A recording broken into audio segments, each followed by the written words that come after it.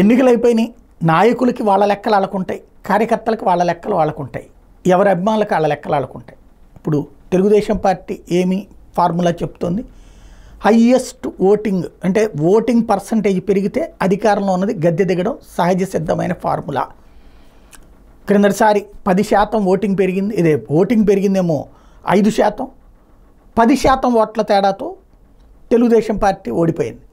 కాబట్టి ఈ దఫా ఇంకో 2% ఓటింగ్ పెరిగింది కాబట్టి పని అయిపోయింది, ఇక్కడ మేమంతా జట్టు కట్టామని చెప్పి ఓ పక్కన చెప్పుకొస్తున్నది కూటమి.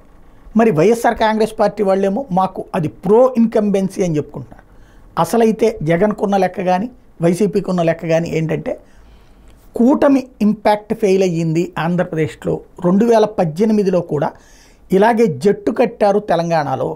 జట్టు కట్టి కేసీఆర్ని వ్యక్తిత్వ హననం, కేసీఆర్ అట్లాంటోడు ఇట్లాంటోడు, అతని రాక్షసత్వం అన్నటువంటి కోణాన్ని అందరూ ప్రొజెక్ట్ చేసుకొచ్చారు. వాస్తవానికి కరెక్ట్గా ఎన్నికలకి ముందే ఆయన రైతు బంధు ఇంప్లిమెంట్ చేశాడు. 2వ దఫా డబ్బులు ఎలక్షన్స్ అప్పుడు కూడా ఇచ్చాడు. అంతకుముందు ఒక 6 నెలల ముందు ఒకటి, కరెక్ట్గా ఎలక్షన్స్ అప్పుడు ఒకటి 2018లో ఆయన ఇచ్చుకొచ్చింది. కళ్యాణ లక్ష్మి, షాదీ ముబారక్ ఇట్లా డబ్బులు చేతికొచ్చే పనులు కేసీఆర్ చేసుకొచ్చాడు. ఆ ఇంపాక్ట్ అక్కడ జనంలోకి వచ్చింది.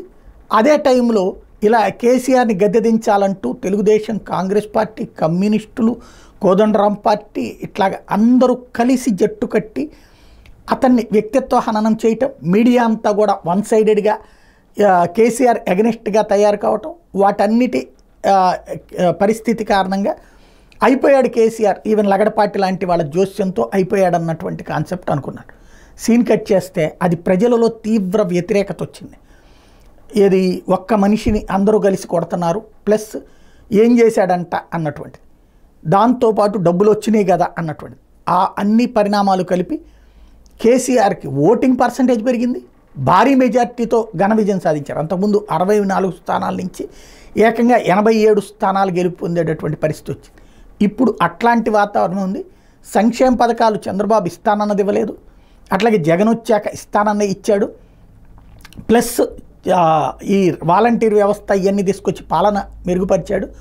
ఈ సందర్భంలో అందరూ జట్టు కట్టి జగన్ అంతు చూడాలని కోరుకోవడం అన్నటువంటిది మీడియా కానీ లేకపోతే రవిప్రకాష్ కానీ ఈ కాన్సెప్ట్లన్నీ కలిపినప్పుడు ఇక్కడ ప్రజల్లో ఒక వెక్సేషన్ వచ్చింది. అందుకే తమకు అనుకూలమైన ఓటు వచ్చింది అన్నటువంటి వైఎస్ఆర్ కాంగ్రెస్ పార్టీ వాళ్ళు నమ్ముతున్నారు. అది నిజమా కాదా అన్నటువంటిది 4వ తారీఖు కానీ తెలియదు.